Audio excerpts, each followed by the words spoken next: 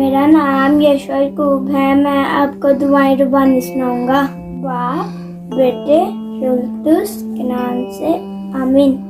ऐ हमारे बाप, तू जो आसमान पर है, तेरा नाम पाक माना जाए, तेरी बादशाही है, तेरी मर्जी जैसे आसमान पर पूरी होती है जमीन पर भी हो। हमारी रोज की रोटी आज हमें दे, और जिस तरह कर्जा को बचते हैं तू भी हमारा कर्जा बख्श, हमें समाज में न पन दे बल्कि बुराई से बचा, क्योंकि बादशाही और कुदरत हमेशा तेरे ही है। आमीन।